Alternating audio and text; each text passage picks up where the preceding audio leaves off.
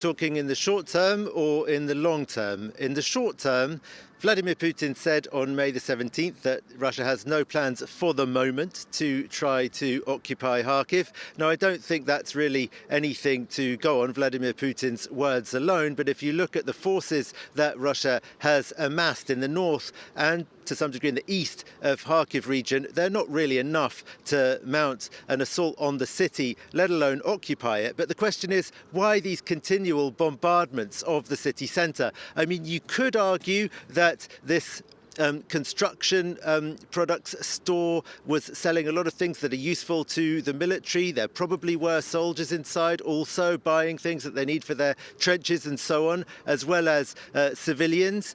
Some of the targets that are hit in Kharkiv, which is bombarded pretty much on a daily basis, are clearly military targets, but there are other numerous civilian targets, including residential homes, that have been hit recently. And a lot of people in Ukraine think that Russia's aim here is to try to cause panic in the city and get civilians to flee. The population of Kharkiv is more and more hostile to the Russians by the day, I would say, and would cause a very big problem for any force that tried to occupy it. So perhaps the long-term plan for Russia does include occupation of Kharkiv, but in a way I think that applies to any Ukrainian city. The long-term plan of Russia is to control the whole of Ukraine. But for the moment, their military efforts on the ground are more concentrated in Donetsk region, which is where I am at the moment. You've also been following the situation in the Donbass. What can you tell us?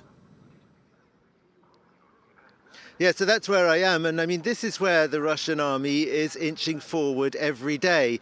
The map that's produced by Deep State, volunteers that have got ties to the Ukrainian army and are regarded as pretty reliable and also pretty conservative in terms of not calling something as having fallen to Russia until it's pretty clear that it has.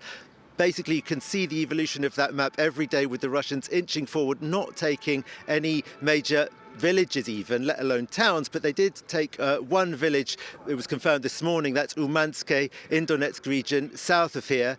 Big towns like Slovyansk, where I am now, are enjoying a period of relative tranquility. I mean, that's very relative. We can hear booms in the distance.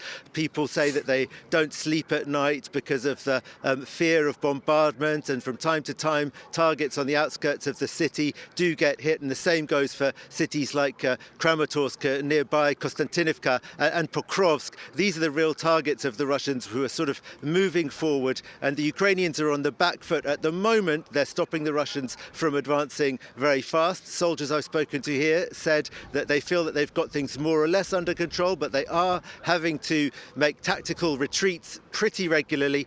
And as always, they say that the reason for that, apart from the fact that they haven't got enough people, enough military recruits themselves, is that the Western aid and ammunition that they are counting on isn't arriving fast enough.